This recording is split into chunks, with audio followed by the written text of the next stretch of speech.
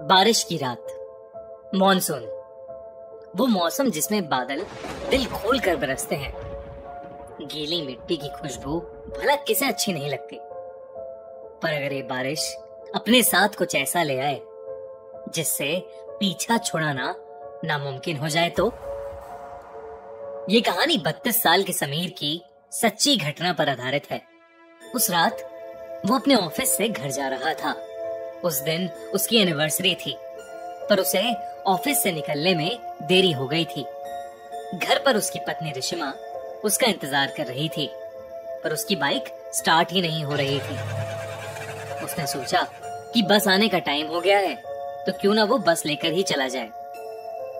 Bus stand तक पहुंचते पहुंचते आसमान में गरज रहे बादल बरसने लगे और देखते ही देखते बहुत ही तेज बारिश होने लगी। समीर अपना सूटकेस अपने सर पर रखकर बस का इंतजार करने लगा।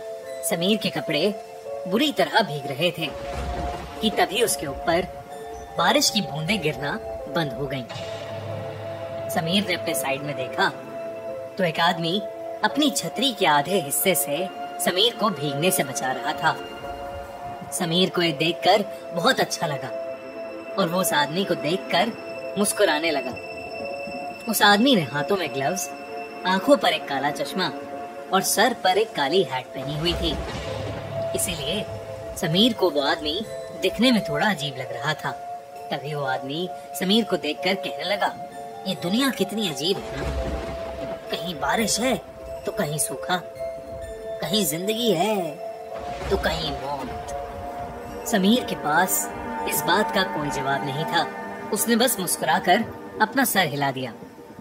उसी समय समीर का फोन बज पड़ा। उसने पॉकेट से जैसे ही फोन निकाला, उसका फोन उसके हाथ से स्लिप होकर जमीन पर गिर गया। समीर जैसे ही जमीन से फोन उठाने के लिए झुका, उसे कुछ ऐसा दिखा जिससे उसकी रूह ही कांप गई।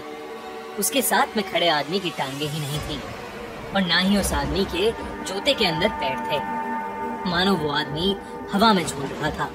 समीर के चेहरे का रंग बदलने लगा, पर उसने चुपचाप अपना फोन उठाया और उसके पैरों के बारे में सोचने लगा।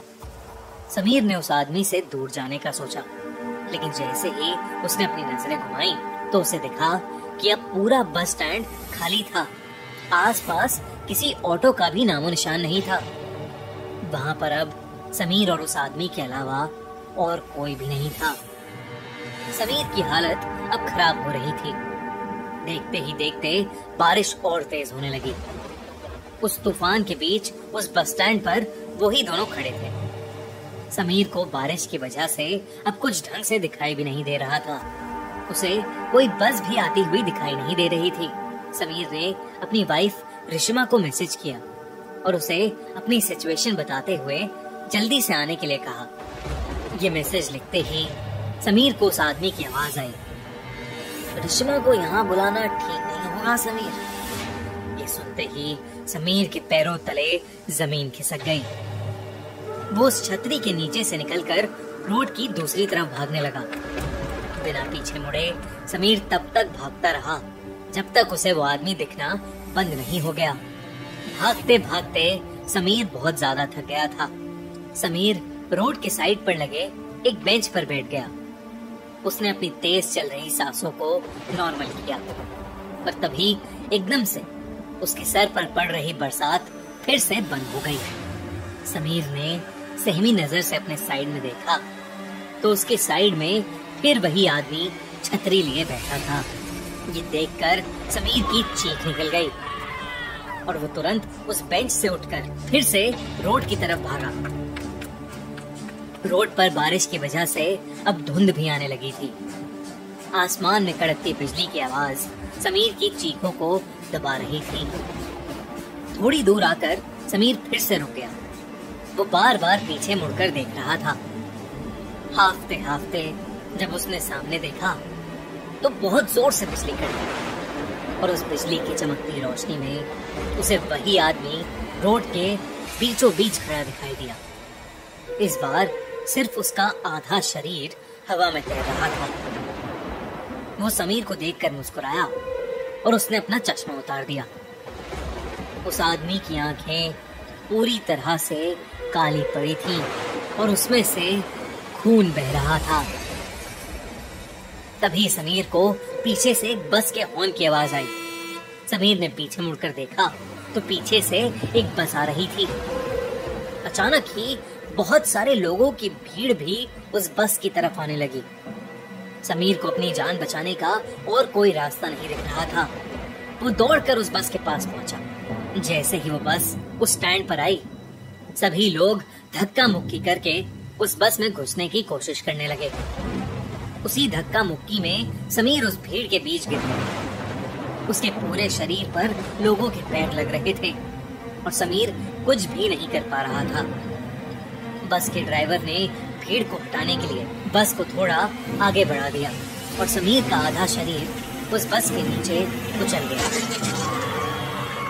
तड़पता हुआ समीर वहीं होश खो बैठा।